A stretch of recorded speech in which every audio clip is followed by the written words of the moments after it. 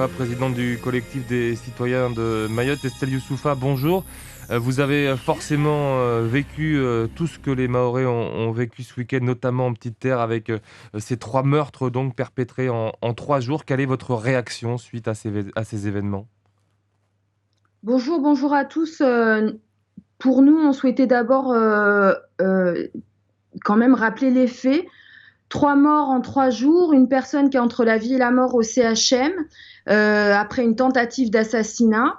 Et on lit avec effarement le communiqué du préfet, de la préfecture, qui parle de désordre avec des délinquants. Ben, ça nous donne la nausée parce que les mots ont un sens. Hein. Quand des jeunes barbares font régner la terreur et qui ratissent l'île en toute tranquillité pendant le couvre-feu pour aller égorger en toute impunité quelqu'un encore et encore, ben, c'est pas du désordre ou simplement de la délinquance, hein, c'est l'anarchie et de la criminalité. Et il faut appeler les choses telles qu'elles sont. Il faut arrêter de faire l'autruche et de nier ou de minimiser la réalité, parce que nous, on considère que de minimiser des faits aussi graves, c'est donner un permis de tuer, c'est un pouce au crime, hein, en réalité. On ne veut pas entendre parler de médiation, de prévention et d'autres blabla politiciens ou électoralistes pour faciliter des lourdeurs administratives, comme on l'a entendu dans la bouche d'un maire. C'est hors sujet.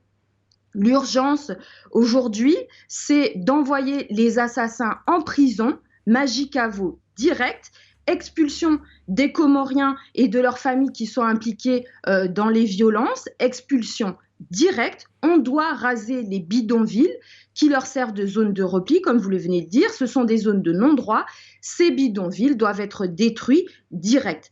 Alors, il faut quand même rappeler les choses. Les appels au calme n'ont aucun sens tant qu'il n'y a pas de réponse et de sanctions pénales et qu'il n'y a pas de mise à l'écart, de reprise de la situation par les forces de l'ordre et les forces de justice. Pour nous, le message, il est simple, la peur doit changer de camp. Ce sont ces jeunes, leurs familles, qui doivent comprendre que Mayotte ne tolère pas la barbarie, parce qu'on parle de barbarie. Et il faut un changement radical sur le terrain et arrêter de nous dire que les services de l'État travaillent, on dirait des moulins à vent, hein, qui s'agitent sans aucun résultat. Ce qu'on veut, c'est des résultats, que la réalité change pour nous, Mahoraises et Mahorais. La République française, pour vous, est en péril à Mayotte après ce qui s'est passé ce week-end?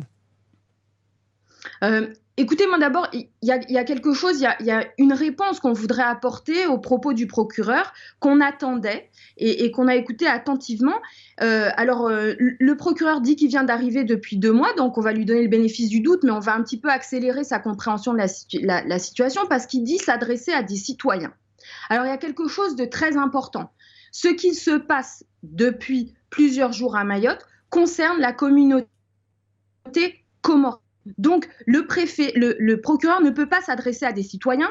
Les personnes qui sont responsables de ces violences ne sont pas des citoyens. Ce sont des étrangers, des Comoriens qui sont entrés illégalement à Mayotte et qui refusent les lois de la République, qui sont en train d'appliquer à Mayotte leur tradition d'expédition punitive, telle que ça se pratique aux Comores, et ils prennent carrément, on l'a vu publiquement, au four à chaud, ces personnes pour appeler tous les Comoriens de Kony à venir en Petite Terre régler le problème, et ces mêmes personnes demandent aux forces de l'ordre de s'écarter pour les laisser faire le travail. Mais est-ce que vous vous rendez compte de la gravité de ce à quoi on est en train d'assister?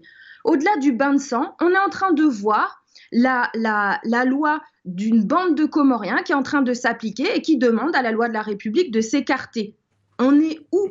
C'est ça Madame la Youssoufa. question qui est posée, de savoir pourquoi est-ce que c'est une question de souveraineté. Quand le procureur a l'audace de nous expliquer que les forces de l'ordre avaient pour consigne de laisser faire pour leur propre sécurité et pour la nôtre, mais on se dit, après, quand il Madame nous dit Youssoufa, s'il vous à plaît. nous, Français, que la loi existe sur l'île, c'est de quelle loi dont on parle? Celle Madame qui ne Youssoufa, s'applique s'il pas vous aux plaît. barbares, mais simplement aux Français?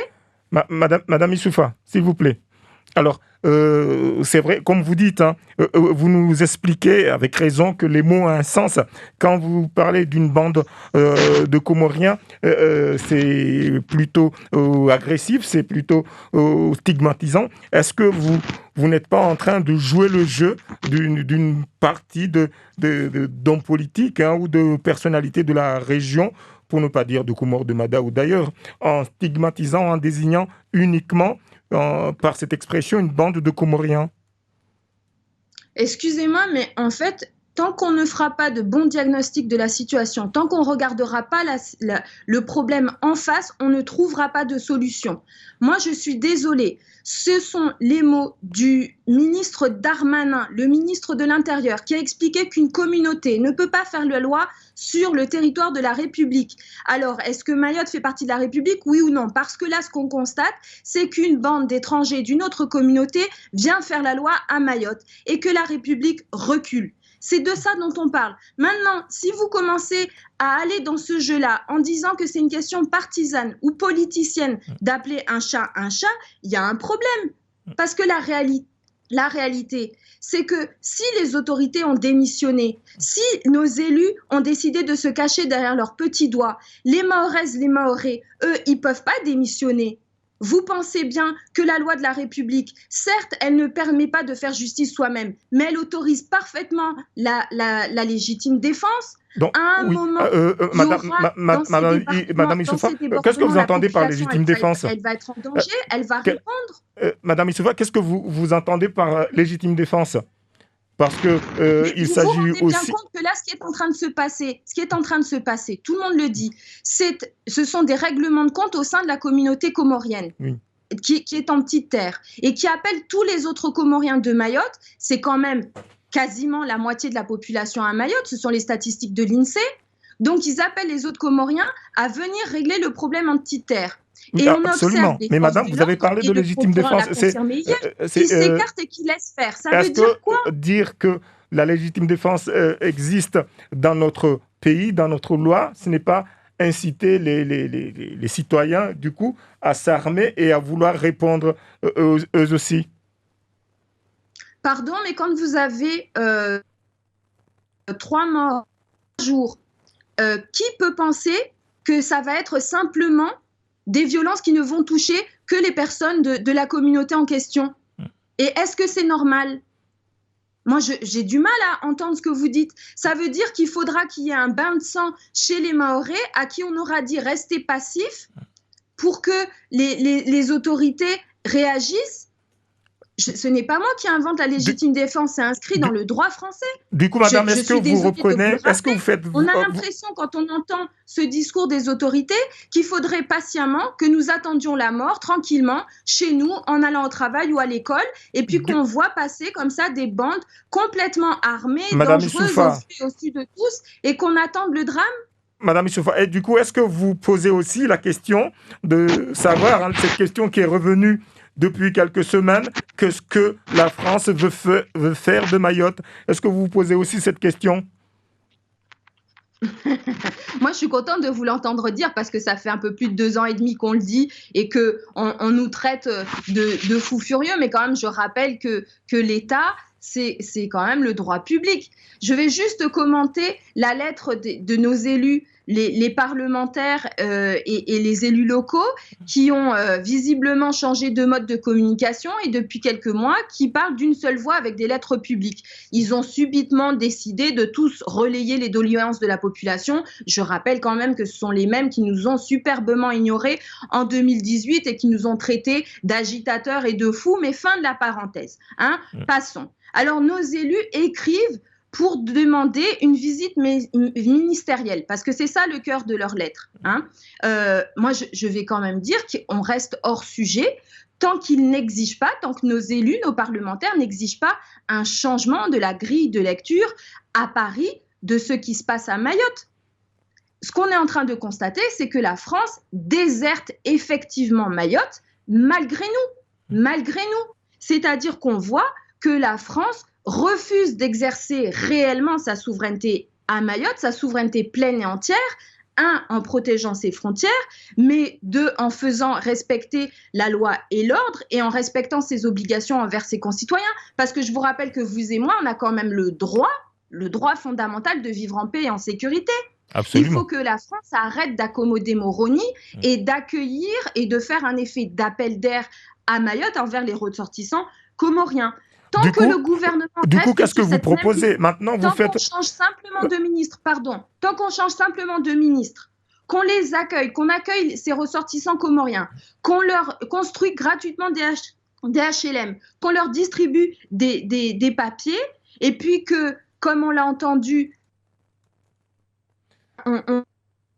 des postes pour acheter la paix sociale, eh ben on n'avancera pas. Madame Issoufa, vous faites donc ce constat-là.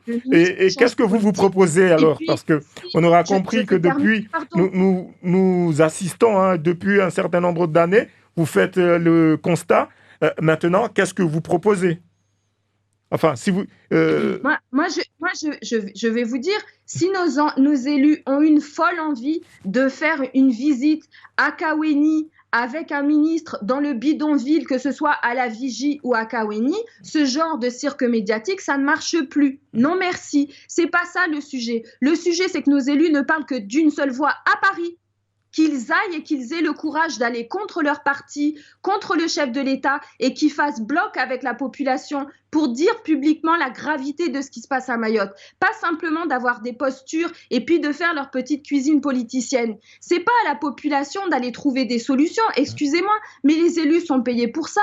Moi, je note simplement que les mêmes qui nous ont tapé dessus, maintenant qu'il y a l'approche des élections, ils se retrouvent subitement à aller défendre par écrit les intérêts de Mayotte, mais par contre en douce, ça continue à faire des manœuvres politiciennes. Il faut que nos élus aillent au bout de cette question. Là, il y a en ce moment le débat au Sénat sur la loi sur la délinquance juvénile. Quelle est la position de nos élus qui sont au Sénat? Qu'est-ce qu'ils vont faire? Est-ce qu'ils vont protester? Est-ce qu'ils vont aller contre la ligne du gouvernement pour dire précisément et dénoncer ce qui se passe?